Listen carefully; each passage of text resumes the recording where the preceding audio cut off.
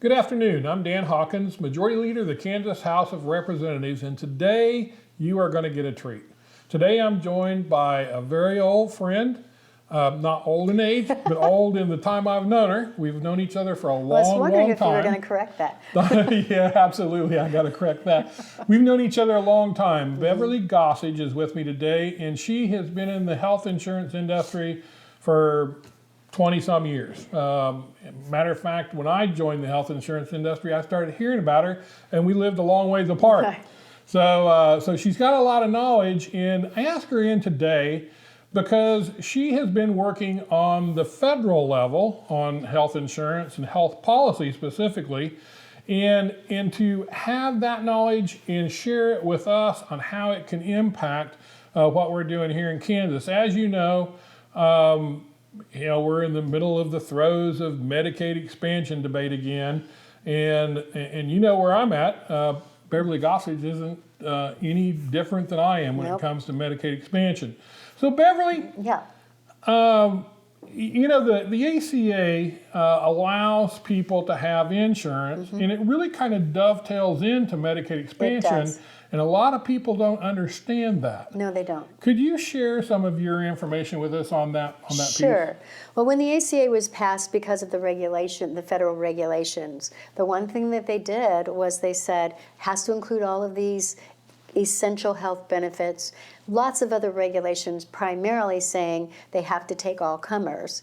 By doing that, it made the rates extremely high. Rates in our state, any of my clients, anybody who had a private policy lost it. So what they did instead was 17 carriers, we then have 3. Rates were extremely high. Who benefited from this? Certainly not the middle class, people who are buying their own individual plans that went up by at least 4 or 5 times, but people who are willing to work at least 30 hours a week for a minimum wage, that's about $12,500 a year. They not only get a 0 premium plan paid for by the taxpayers, but if they pick a silver, their out-of-pocket maximum might be only $650. Free doctor's visit. Generic drugs are no charge. Specialist visit, $5. Your ER visit might be $25. Amazing rates paid by the taxpayers. So when I ask about Medicaid, I'm like, who is this expansion population that you're talking about? Because we know it's not the ones who are already on Medicaid.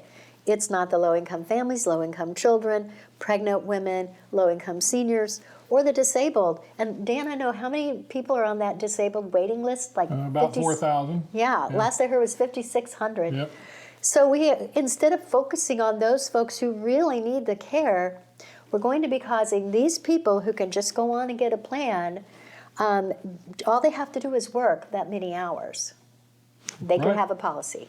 And so what Medicaid expansion does, and this is one thing a lot of people don't realize, Medicaid expansion is going to force those folks off of their ACA plan and put them into the Medicaid plan here in the state of Kansas. You're right. You know, I'm licensed in nearly half the states. In states that have already expanded Medicaid, clients of mine got letters in the mail and said, what does this mean?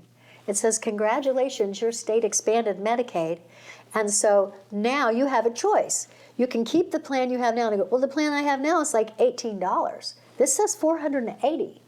Well, they took away all your subsidy. Right. Because, hey, they expanded Medicaid.